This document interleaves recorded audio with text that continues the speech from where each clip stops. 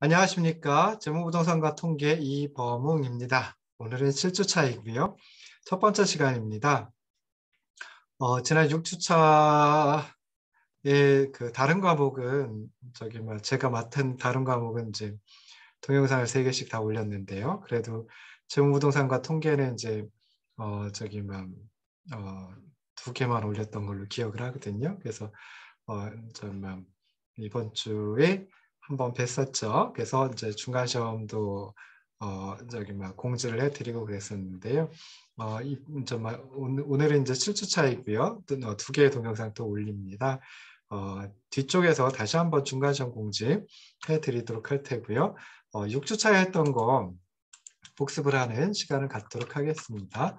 그래서 6주 차에는 우리가 변동성의 척도 변이계수 하나 더 나갔고요. 그 다음에 분포의 형태, 상대적 위치, 이상치 측정 방법 이 부분을 갖다 이제 모두 다 나갔습니다. 자, 먼저 이제 그 정량적 특성에서 변동성의 척도 중에 변이계수를 설명을 드렸었습니다. 그래서 변이계수 영어로 이제 coefficient of variation 그래가지고 이제 앞자 따서 CB라고 얘기를 하기도 하고요. 중간에 오브라고 하는 것까지 따가지고 이제 COB라고 이제 표현을 하시는 분들도 간혹 있습니다. 변이계수는 우리말로 다르게 표현할 때 변동계수라고 또 표현을 하기도 하니까요. 변이계수, 변동계수, 뭐 CB, COB 모두 다 이제 같은 것이다라고 생각을 하시면 좋겠죠. 그래서 변이계수는 평균에 대한 표준편차의 비율, 즉 표준편차를 표본 평균으로 나누어 가지고 구한 값이다라고 생각을 하시면 좋을 듯 싶습니다. 그래서 변이계수 CB는 상대적인 변동성의 척도이다라고 생각을 하시면 좋을 듯 싶은데요.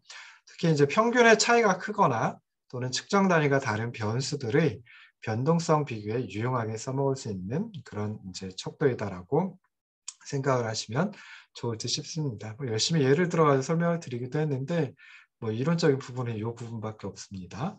자, 그리고 나서 이제 정량적 측정 중에 세 번째 분포의 형태, 상대적 위치, 이상치 측정 방법에 대해서 소개를 해드렸습니다. 그래서 분포의 형태는 외도하고 첨도라고 하는 두 가지 것 가지고 이제 생각을 해볼 수 있습니다. 그래서 먼저 외도, 영어로 스큐니스라고 얘기를 하고요. 이걸 다른 표현으로 이제 비대칭도라고 표현을 하기도 합니다. 그래서 약자로 뭐 SK라고 이제 S 그리고 아래 첨자 K로 해가지고 쓰기도 하는데요.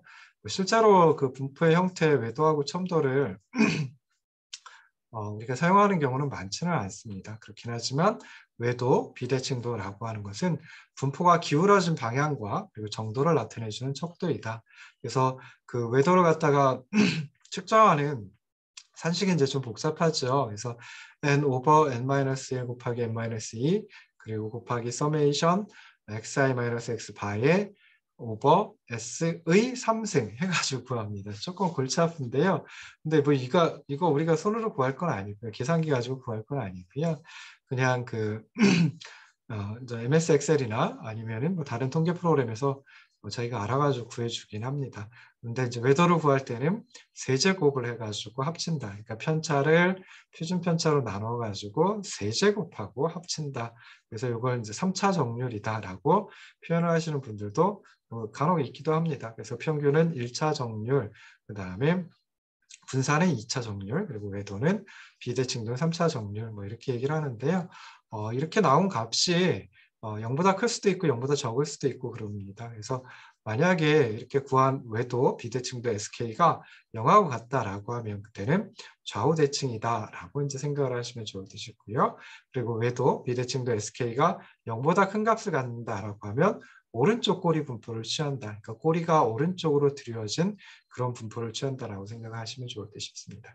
마지막으로 그 외도 비대칭도 SK가 0보다 적게 나왔다라고 하면 그때는 왼쪽 꼬리 분포를 취한다라고 생각을 하시면 좋을 듯 싶어요. 그래서 그런데 이제 이걸 조금 간단하게 스피어만이라는 학자가 또 제시한 그 외도, 비대칭도 척도가 있습니다. 그래서 좌우대칭인 분포에서는 평균하고 중앙값 이 두 가지가 일치를 하고요. 오른쪽 꼬리 분포에서는 평균이 중앙값보다 더 크고 왼쪽 꼬리 분포에서는 평균이 중앙값보다 더 적습니다. 그래서 이런 특성을 이용한 척도가 피어슨의 비대칭도 계수라고 하는 게 있습니다. 그래서 피어슨의 비대칭도 계수는 표본 평균 x바에서 표본의 중앙값 md를 빼주고 그것을 세배해준 값을 표본 표준 편차 S로 나눠 가지고 구합니다. 그래서 평균에서 중앙값 빼주고 3을 곱해준 다음에 표준 편차 S로 나눠준 값인데요. 이렇게 구한 그 피어슨의 비대칭 노계수를 SP라고 이제 얘기를 하기도 한다 그랬죠. 그래서 S 아래첨자 P라고 이제 얘기를 하는데요. 이 SP가 0이다라고 하면 그때는 표본 평균하고 중앙값이 같다라고 하는 소리가 되죠. 그래서 그럴 때 이제 좌우 대칭인 분포를 취한다라고 해석하시면 되고요. 그 다음에 피어슨의 비대칭 도계수 SP가 0보다 크다라고 하는 소리는 표본 평균 X바가 중앙값 MD보다 더 크다라는 소리예요. 그래서 이럴 때는 이제 오른쪽 꼬리 분포를 취한다라고 해석을 하시면 되고, 마지막으로 정말 피어슨의 비대칭 도계수 SP가 0보다 적다라고 하면 이것은 표본 평균 X바가 중앙값 MD보다 더 적다라는 거 하는 것을 의미합니다. 그러니까 왼쪽 꼬리 분포를 취하는구나 라고 생각을 하시면 좋을 듯 싶어요. 자, 외도는 아까 3차 정률이라고 얘기를 했는데요. 첨도는 아예 제가 산식도 안 보여드렸지만 얘는 이제 4차 정률입니다. 그래서 편차의 4제곱을 합니다. 그래서 그렇게 구한 게 이제 첨도인데요. 아까 외도는 외자가 기울어질 외자 또는 이질어질 외자 라고 할 수 있는데 이 첨도는 뾰족할 첨자입니다. 그래서 뭐 우리가 흔히 뭐 첨탑 그러면은 건물의 꼭대기에 이제 첨탑을 세워가지고 그게 이제 피뢰침 역할을 하지요. 그래서 이제 뭐 벼락이 친다든지 할 때 이제 피해갈 수 있도록 해놓은 것이 이제 첨탑이라고 생각해 볼 수 있는데요. 그때 쓰는 그 첨자를 씁니다. 그래서 첨도는 분포가 얼마나 중심에 집중되어 있는가를 나타내 준다. 즉 다시 말해서 자료 분포의 뾰족함의 정도를 측정하는 척도이다라고 생각을 하시면 좋을 듯 싶습니다. 그래서 첨도가 큰 값을 가지면 분포가 뾰족한 봉우리를 가지고 첨도가 작은 값이다라고 하면 좀 평평한 봉우리를 가진다라고 이제 해석을 하시면 좋을 듯 싶어요. 근데 일반적으로 정규 분포의 첨도가 3이거든요. 그래서 일반적으로는 어떤 자료의 첨도 또는 첨도 계수는 그 첨도에서 정규 분포의 첨도인 3을 뺀 값을 가지고 얘기를 많이 합니다. 그래서 첨도가 0보다 크다라고 하면 그럴 때는 이제 정규 분포보다 조금 더 뾰족하구나라고 생각하시면 되고요. 첨도가 0보다 적다라고 하면 그때는 정규 분포보다 좀 평평하구나라고 생각을 하시면 좋을 듯 싶습니다. 자, 이렇게 하고 난 다음에 이제 상대적 위치에 대해서 살펴봤죠. 상대적 위치, G값이라고 하는 걸 통해서 살펴봤는데요. G값, G스코어라고 얘기를 하기도 합니다. 그래서 특정한 관측치가 평균으로부터 표준 편차의 몇 배만큼 떨어져 있는가를 나타내주는 값입니다. 그래서 평균과 표준 편차를 이용해서 특정한 관측치의 상대적 위치를 계산한 표준화 값이다라고 생각을 하시면 좋을 듯 싶어요. 그래서 스몰 n개의 관측치 x1, x2 해가지고 xn까지로 이루어진 표본의 평균이 x바이고요. 표준 편차가 s라고 하면 특정한 관측치 xi, i번째 관측치 xi의 G값, 뭐 gi라고 표현할 수 있겠죠. i라는 관측치의 표준화값, 이것은 xi, 그 실제값, i번째 관측치 실제값에서 바 x, 표본 평균 빼주고 그놈을 스몰 s, 즉 표본 표준 편차로 나누어 가지고 구한다라고 생각을 하시면 좋을 듯 싶습니다. 다시 한번 설명드리면은 이제 i번째 관측치 xi에서 표본 평균 x바를 빼주고 그리고 스몰 s로 나누어 준다. 그래서 편차를 i번째 관측치의 편차를 표준 편차로 나눠서 구한다라고 생각을 하시면 되겠죠. 그래서 이 상대적 위치 G값이 의미하는 것은 특정한 관측치의 G값이 양수이면 0보다 크다라고 하면 그때는 평균보다 큰 값이다라고 해석을 하시면 되고요. 그 다음에 G값이 음수이면 즉 G값이 0보다 적다라고 하면 평균보다 작은 값이구나라고 해석을 하시면 좋을 듯 싶습니다. 그리고 서로 다른 두 자료가 있을 때 이제 G값을 통해 가지고 비교를 할 수 있거든요.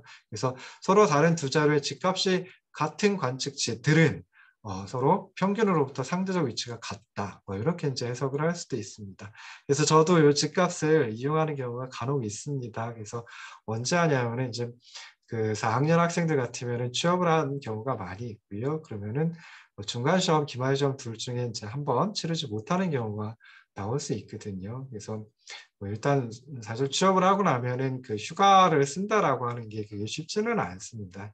여러 가지 상황을 고려해가지고 살펴봐야 되는데 그냥 뭐 아직 학생이고 시험 보러 가기 위해서 휴가 좀 내주세요. 그것도 시험도 하루에 다 보는 게 아니라 여러 날 걸쳐가지고 보다 보니까 좀 쉽지 않을 수 있습니다. 그래서 그럴 때는 두 번의 시험 중에 한 번만 치르도록 하고요. 그리고 나머지 한 번의 시험 성적을 집값을 통해 가지고 찾아냅니다. 물론 그러고 나서 이제 저기 10점을 감점을 하긴 합니다. 그래서 뭐 그렇게 할 때 그때 이제 요 상대적 위치, 집값, 지스코어를 활용을 한다. 뭐 여러분들도 이제 그 저기 그 뭐죠? 수학 능력 시험 보시고 수능 점수 가지고 이제 대학에 지원할 때 G값 또는 T값이라고 하는 걸 가지고 이제 또 이렇게 표준화 시켜가지고 하는 경우가 있었을 거예요. 잘 모르긴 하지만 그렇게 해가지고 평가를 하기도 합니다.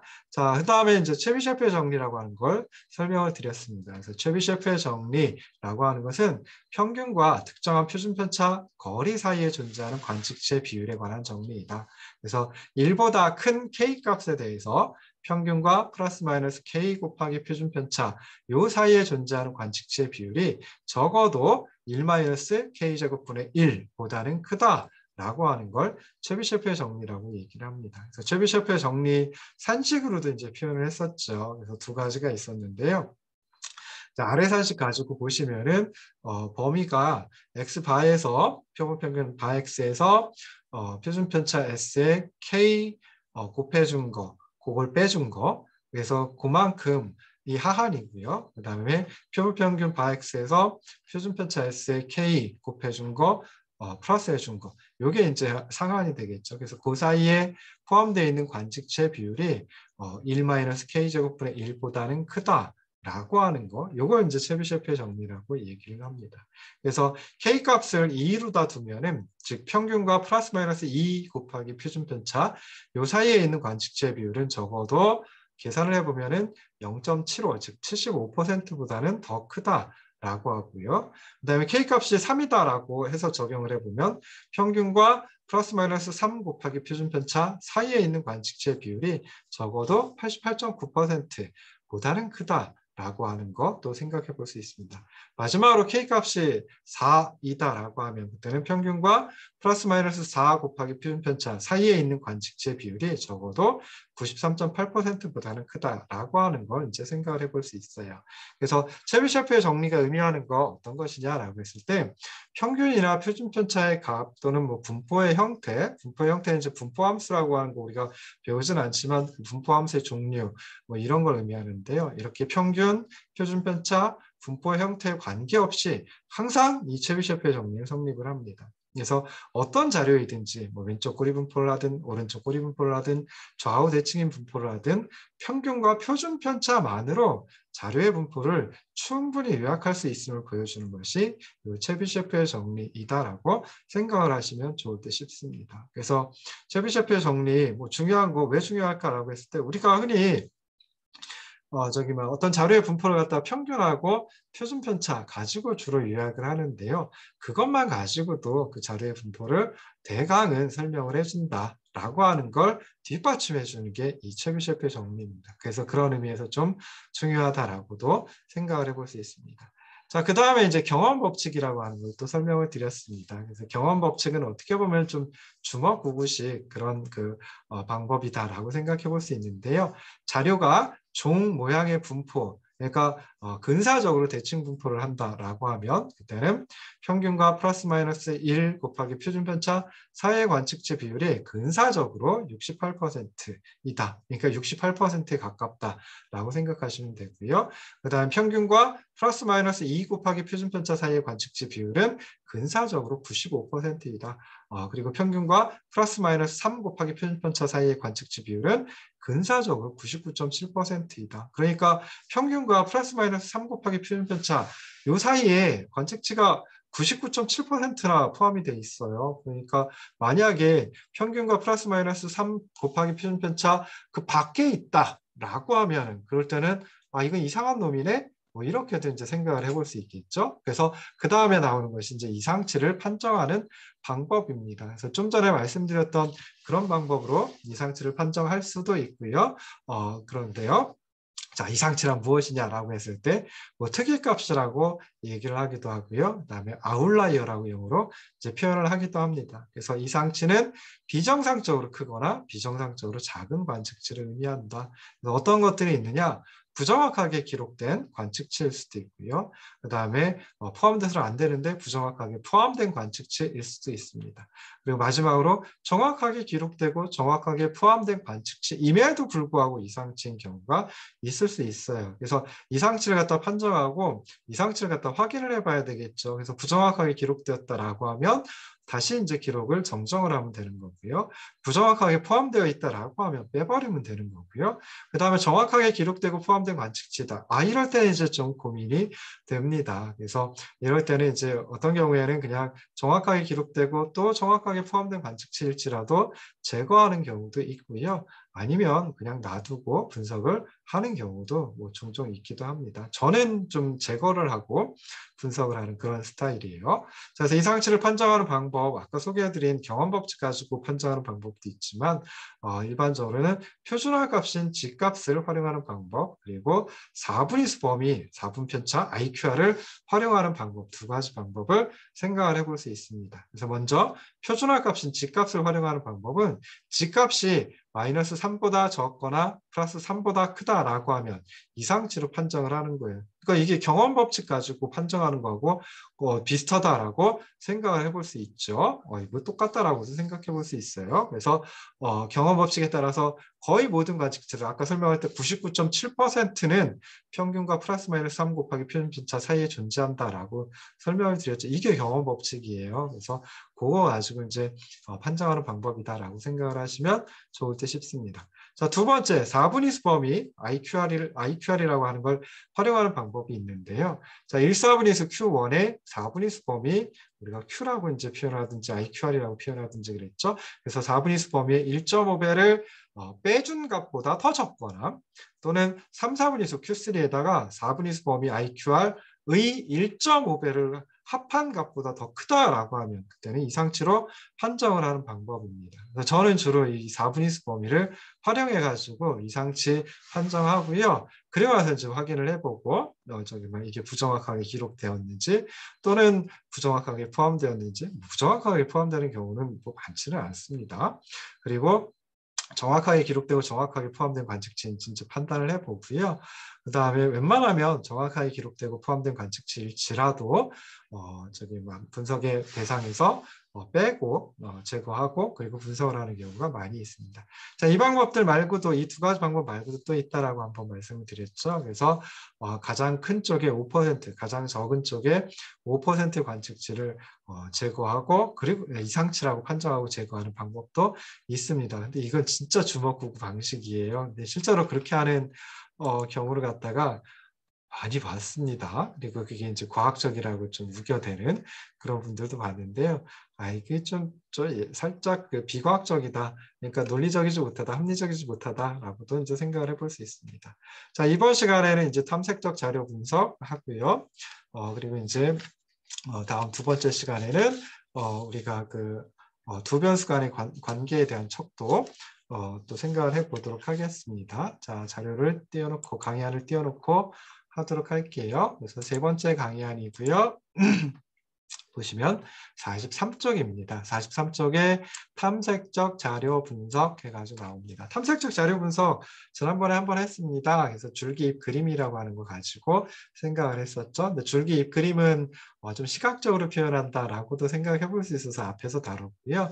그 다음에 이제 정량적 측정 중에 진짜 그 척도로 나타내는 거, 숫자로 나타내는 거에는 이제 그 탐색적 자료 분석이 두 가지가 있습니다. 그래서 5개 숫자 요약이라고 하는 게 있고요. 두 번째로는 이제 박스 플롯, 상자 수형 그림이라고 하는 게 있습니다. 그래서 먼저 5개 숫자 요약에 대해서 생각을 해보면요. 자, 5개 숫자 요약은 말 그대로 5개의 숫자로 나타내 주는 겁니다. 그래서 어떤 자료의 특성을 최소값, 1/4분위수 Q1, 중앙값, 뭐 Q2 또는 MD라고 표현할 수 있죠. 그리고 3, 4분위수 Q3 그리고 최대값 이렇게 5개의 숫자로 요약해 놓은 걸 5개 숫자 요약, 5 넘버 서머리 뭐 이렇게 이제 얘기를 하기도 합니다.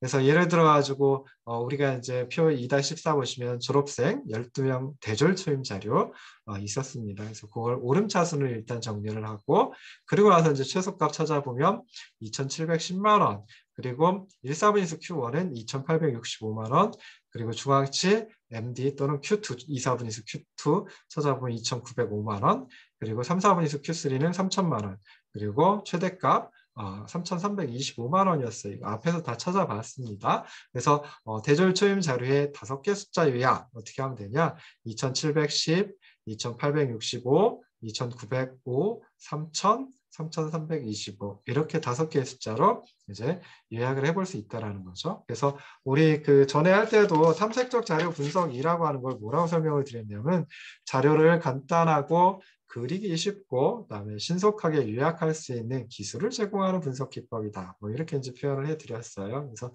그 중에 하나가 5개 숫자 요약이라고 하는 것도 있다. 근데 뭐 실제 뭐 이렇게 이제 표현을 하는 경우도 있긴 한데 뭐 그냥 5개 숫자 요약해가지고 뭐 쭉 정말 쓰는 것보다는 웬만하면 최소값 얼마이고 1, 4분위수 얼마이고 중앙값 얼마이고 3, 4분위수 얼마이고 최대값 얼마이다. 이렇게 표현하는 경우가 또 많기는 합니다. 자, 두 번째 탐색적 자료 분석 기법이 박스플롯입니다. 그래서 박스플롯은 영어로 이제 뭐 영어로 표현한 거죠. 박스플롯. 근데 이제 이걸 우리말로 상자 수염 그림이라고 이제 표현을 하기도 하고요. 원래 박스플롯이라기보다는 박스 앤 위스커스 플롯이라고 얘기를 합니다. 그래서 좀 줄여가지고 박스플롯이라고 하고 우리말로는 상자 수염 그림 또는 뭐 상자 그림이라고 표현을 할 수도 있겠죠. 그래서 이것은 앞에서 설명드린 5개 숫자 요약에 기초해가지고 그래프를 표현한 것이다. 그래프라기보다는 그림으로 표현한 것이다. 라고 생각을 하시면 좋을 듯 싶습니다. 그래서 박스플롯 그리기 위해서는 좀 전에 했던 5개 숫자 요약에 나왔던 최소값 1사분위수 Q1, 중앙값 MD 2사분위수죠. 3, 4분위수 Q3 그리고 최대값 5개의 숫자가 필요하다라고 생각하시면 좋을 듯 싶어요. 그러면은 이 5개 숫자 요약하는 거 가지고 박스플롯을 작성을 해야 되는데요. 작성하는 단계가 한 3가지 단계가 있습니다. 그래서 첫 번째는 이제 상자를 그리는데요. 상자의 폭을 4분 편차인 Q3-Q1으로 결정을 합니다. 4분 편차, 4분위수 범위 IQR을 의미하는 거죠. 그래서 Q3에서 3, 4분위수에서 1, 4분위수 Q1을 빼준 값으로 결정을 합니다. 그래서 여기서 보시면 Q3에서 Q1 빼준 거 그 길이만큼으로 해가지고 폭으로 해가지고 상자를 하나 그려주고요. 그다음에 두 번째 그 안에다가 2, 4분위수 또는 중앙치 Q2 또는 MD에 해당하는 그 위치에 세로선을 그어 놓습니다. 이렇게 세로선을 그어 놓고요. 자, 마지막 세 번째 단계에서는 상자의 양쪽 끝으로부터 최소값과 최대값에 해당하는 위치까지 가로선을 그어 놓는데요. 이놈을 갖다가 수염이라고 위스커라고 얘기를 합니다. 그래서 상자 하나와 수염이 2개가 있죠. 그래서 상자와 수염들로 이루어진 그림 뭐 이렇게 생각을 하시면 좋을 듯 싶어요.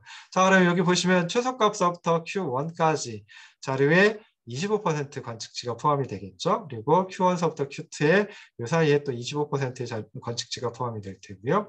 Q2에서 Q3까지 또 25% 관측치 포함되고 Q3에서 최대값까지 거기에 또 25%의 관측치가 포함이 된다라고 생각을 해볼 수 있어요. 그래서 이렇게 양쪽 수염에 25%씩 관측치가 놓여지게 되고요. 그다음에 상자의 세로선으로 구분한 그 양쪽에 또 25%씩 관측치가 놓여지게 된다라고 생각을 하시면 좋을 듯 싶습니다. 자, 그럼 여기 상자 속에 그 중앙값을 나타내주는 선이 있는데요.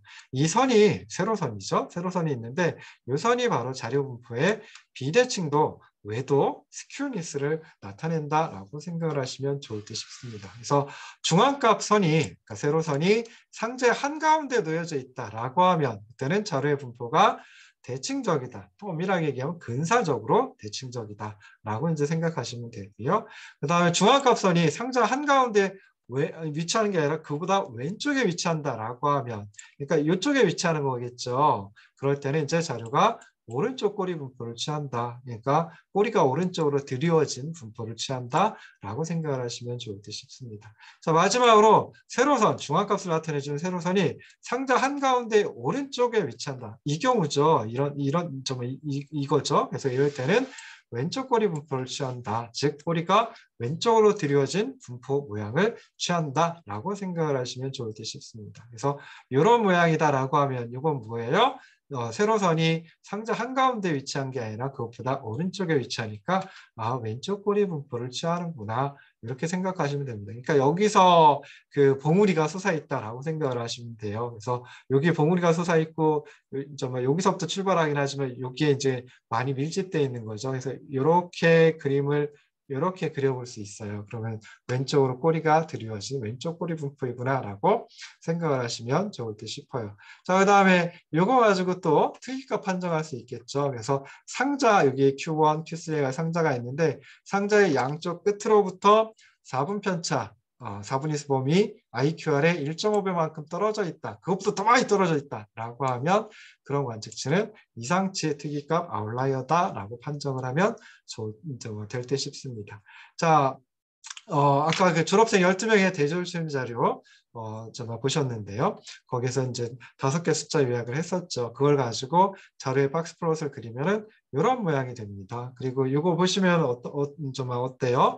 요 세로선, 정말 중앙값을 나타내주는 세로선이 상자의 한 가운데 있는 게 아니라 그것보다 왼쪽에 있죠. 그러니까 여기서 보시면 2,865와 2,905의 차이는 40밖에 안 돼요. 40만 원밖에 안 돼요. 2,905하고 3천만 원, 이 둘의 차이는 이제 막 95만 원이 되는 거죠. 그래서 이쪽이 95만 원이 이 차이 40만 원보다 더 길게 나타납니다. 그래서 세로선이 상자의 한가운데 있는 게 아니라 그것보다 왼쪽에 위치하고 있으니까 자료가 오른쪽 꼬리 분포를 취하는구나 라고 이제 생각을 할 수가 있습니다. 자, 그래서 이렇게 해가지고 그 탐색적 자료 분석에 대해서 설명을 드렸고요. 잠깐 쉬었다가 다시 돌아와서 오늘의 두 번째 내용, 두 변수 간의 관계에 관한 척도 해가지고 공분상과 상관계수에 대해서 설명드리도록 하겠습니다.